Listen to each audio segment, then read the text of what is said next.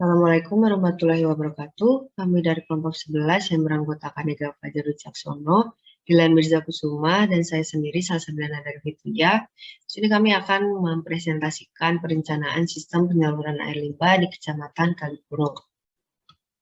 Untuk poin-poin yang akan kami jelaskan yaitu ada wilayah perencanaan dan proyeksi penduduk, pembagian blok pelayanan, debit air limbah, jaringan perpipaan dan IPAL, pembebanan saluran, dimensi pipa, penanaman pipa, bangunan pelengkap, bill of quantity, dan rancangan anggaran biaya. Yang pertama ada wilayah perencanaan yaitu Kecamatan Kalipuro yang ada di Kabupaten Banyuwangi dengan luas wilayah 310,03 km², yang terdiri atas 9 desa, yaitu Desa Bulusari, Kelir, Ketapang, Pesujan, Bulusan, Kumbung Sari, Kalipuro, dan Kelatak. Untuk batasan wilayahnya yaitu sebelah utara berbatasan dengan Kecamatan Wongsorejo, sebelah selatan berbatasan dengan Kabupaten Bondowoso, sebelah barat berbatasan dengan Kecamatan Gelagah, sebelah timur berbatasan dengan Selat Bali. Selanjutnya yaitu proyeksi penduduk. Untuk perhitungan proyeksi penduduk ini diperoleh menggunakan data jumlah penduduk yang ada di BPS Kabupaten Banyuwangi dari tahun 2010 hingga 2020. Metode proyeksi penduduk ini ada 3 macam, yaitu ada aritmatika, geometrik, dan least square. Metode dengan nilai korelasi yang mendekati 1 atau min 1 nantinya akan digunakan untuk menghitung proyeksi penduduk. Perhitungan nilai korelasi dapat dilihat pada tabel di samping. Berdasarkan tabel yang ada di samping ini, metode geometrika yang dipilih menjadi metode proyeksi penduduk karena nilai korelasinya yang paling mendekati 1, yaitu 0,94. Berikut adalah tabel perhitungan proyeksi penduduk Kecamatan Kalipuro dengan menggunakan metode geometrik. Lalu dapat dilihat dari tabel ini, jumlah penduduk Kecamatan Kalipuro, Kabupaten Banyuwangi pada tahun 2042 yaitu 102.908 jiwa. Kemudian yang selanjutnya ada pembagian blok pelayanan. Blok pelayanan ini dibagi berdasarkan tata guna lahan, persebaran penduduk, dan kondisi pemukiman existing tahun 2021. Untuk kondisi existing dapat dilihat pada software Google Earth, lalu untuk visualisasi blok pelayanan ini menggunakan software ArcGIS. Untuk pembagian bloknya ini dibagi menjadi 3 blok. Untuk blok pertama terdiri dari Ketapang dan Bulusan, lalu untuk blok 2 terdiri dari Kalipuro dan Kelatak, untuk blok 3 terdiri dari Bulusari, Pesujan, Talemung, Kelir, dan juga Gombeng Sari. Selanjutnya ada debit air limbah. Untuk debit air limbah ini meliputi kebutuhan air rata-rata, debit rata-rata air limbah, debit puncak, debit minimal, dan debit infiltrasi. Debit air limbah ini diproyeksi selama periode perencanaan. Berikut adalah tabel hasil perhitungan debit air limbah selama 20 tahun. Dan dapat dilihat dari tabel ini, debit total pada tahun 2042 ini yaitu sebesar 52,21 liter per detik untuk debit air limbah pada blok 1.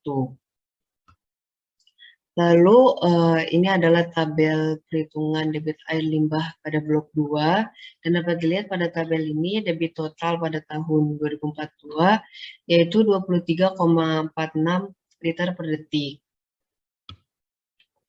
Lalu ini adalah tabel hasil perhitungan debit air limbah pada blok 3 dan dapat dilihat bahwa debit total pada tahun 2042 di blok 3 ini yaitu sebesar 49,89 liter per detik. Selanjutnya ada jaringan perpipaan dan IPAL. Jaringan perpipaan ditentukan berdasarkan data persebaran penduduk, jalan dan elevasi tanah. Peletakan IPAL sendiri untuk perencanaan kami yaitu di blok 1, tepatnya di Desa Ketapang, di sebelah sini. Nah, peletakan di sini ini dikarenakan daerah tersebut memiliki elevasi tanah yang paling rendah di antara daerah-daerah lainnya. Kemudian ada pembebanan saluran. Persentase pembebanan didapatkan dengan membagi panjang pipa per jalur dan jumlah panjang pipa per blok dikali 100%. Di sini, panjang pipa per blok dijumlahkan terlebih dahulu untuk mendapatkan total panjang pipa dari satu blok tersebut. Kemudian, dari jalurnya, misal 5027 meter ini dibagi jumlah dari panjang pipa yang tadi, kemudian dikalikan 100% untuk mendapatkan persentase dari pembebanan ini.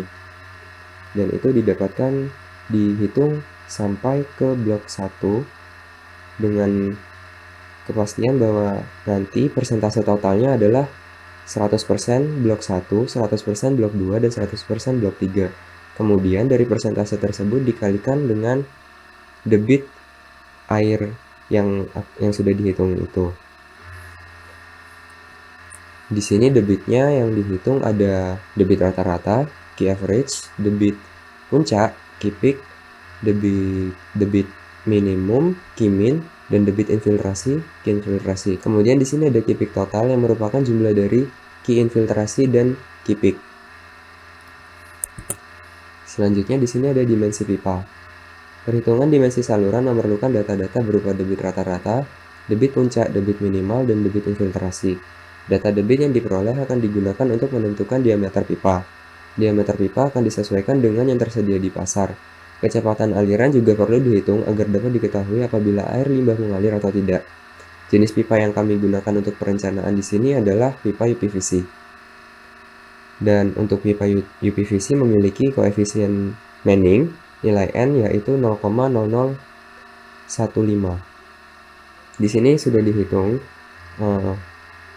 diameter pada masing-masing jalur di tiap blok. Di sini ada di blok 3, 2, dan 1. Di sini juga perlu dicek apakah diameter itu sudah sesuai dengan kriteria desain, yaitu kriterianya adalah minimal 50 mm. Kemudian perlu juga dihitung kecepatannya. Kemudian dicek dengan kriteria desainnya yaitu 0,6 hingga 3 meter per second.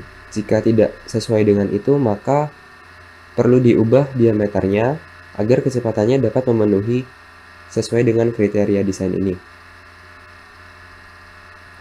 Selanjutnya ada penanaman pipa. Di penanaman pipa ini, perhitungannya dilakukan untuk menentukan kedalaman galian. Ketentuan kedalaman galian pipa sendiri yang digunakan itu tidak kurang dari 1 meter dan tidak melebihi 7 meter.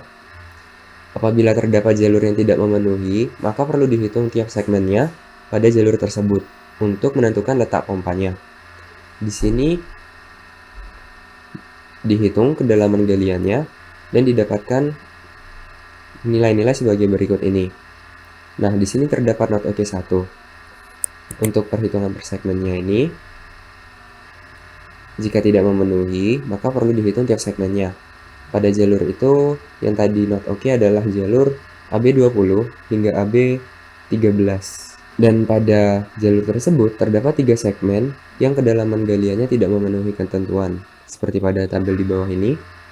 Di sini ada 3 segmen, yaitu di jalur AB20 hingga P193, di sini not OK. Dan kemudian ada di P189 hingga P197, di sini not OK, dan yang terakhir ada di P193 dan P211. Di sini juga not OK. Maka apabila kedalamannya ini tidak sesuai dengan ketentuannya, diperlukan pompa sebelum dari bagian yang not OK ini. Jadi misal di jalur AB20 hingga P193 ini kan tidak oke, maka pada jalur sebelumnya AB20 hingga P189 di akhir jalurnya ini akan diberikan pompa tepatnya di P189 ini untuk mengangkat alirannya kembali ke 1 meter di bawah permukaan tanah. Nah, kemudian dihitung lagi dari P189 untuk mengetahui di letak mana lagi pompa itu diperlukan. Dan pompa itu diperlukan di P189, P193, dan P206. Selanjutnya adalah bangunan pelengkap. Bangunan pelengkap adalah bangunan yang berfungsi untuk mendukung sistem agar dapat mengalirkan air limbah dari sumber IPAL dengan baik.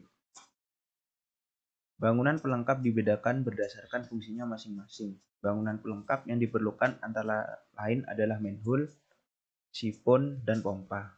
Manhole adalah lubang di mana tempatnya manusia atau petugas masuk untuk memeriksa saluran apabila ada suatu permasalahan.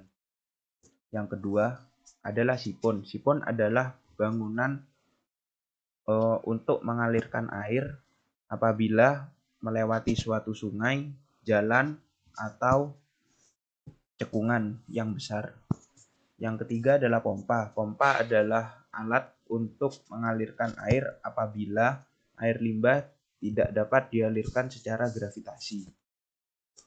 Nah, di sini ada tabel kebutuhan manhole dan kebutuhan sipon. Jadi, untuk kebutuhan manhole dibedakan menjadi manhole lurus, belokan, pertigaan, dan perempatan. Manhole lurus ini didapatkan dari perhitungan, yaitu apabila besar diameter pipa semakin besar, maka semakin sedikit kebutuhan manhole lurus yang dibutuhkan.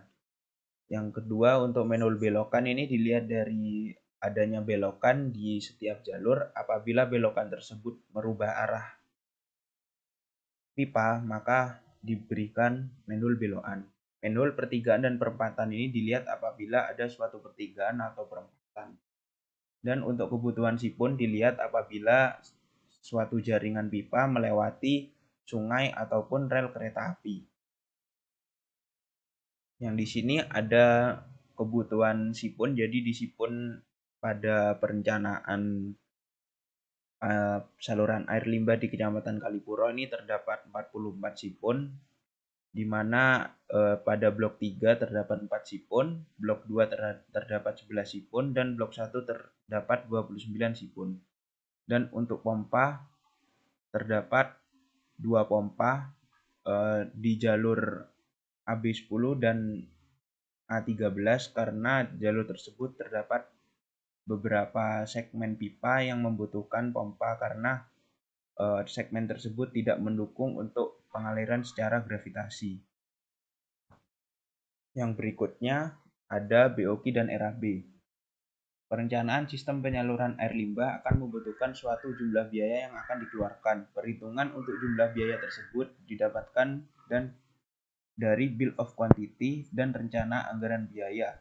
Perhitungan BOQ dan RAB untuk perencanaan SPAL di Kecamatan Kalipuro dapat dilihat pada tabel-tabel berikut. Yang pertama ada rencana anggaran biaya galian dan urukan. Untuk rencana anggaran biaya dan urukan ini didapatkan dari standar satuan harga belanja daerah Kabupaten Banyuwangi tahun anggaran 2021. Untuk rencana anggaran biaya jasa juga didapatkan dari standar satuan harga belanja daerah Kabupaten Banyuwangi tahun anggaran 2021. Untuk rencana anggaran biaya pipa dan aksesoris pipa didapatkan dari katalog pipa vinilon dan PVC Rucika.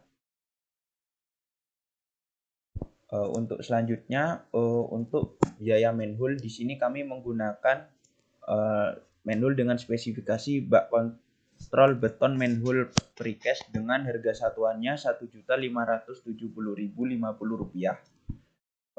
Untuk rencana anggaran biaya sipon untuk satuannya didapatkan sekitar 12 juta dan untuk totalnya sebanyak 44 sipon didapatkan 531 juta.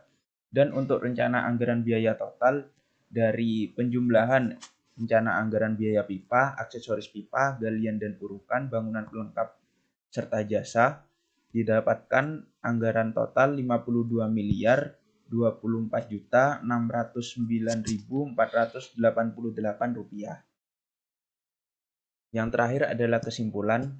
Sistem penyaluran air limbah yang direncanakan yaitu menggunakan prinsip sistem terpisah dengan menggunakan aliran gravitasi dan pompa. Penyaluran daerah air limbah dibagi menjadi 3 blok pelayanan. Yang kedua, metode yang digunakan untuk perencanaan sistem penyaluran air limbah atau SPAL ini adalah metode geometri. Jumlah penduduk Kecamatan Kalipuro diproyeksikan hingga tahun 2042. Yang ketiga, perencanaan ini membutuhkan beberapa bangunan pelengkap seperti pompa, sipon, dan juga manhole. Jumlah kebutuhan pipa yang digunakan sebanyak 15.091 segmen pipa, 956 buah manhole, dan satu pompa, dan 44 buah sipon. Yang terakhir, Bill of Quantity atau BOQ dan rencana anggaran biaya atau RAB menghitung kebutuhan pipa dan aksesoris tambahan. Total anggaran yang dibutuhkan sebesar 52 miliar Rp24.609.488.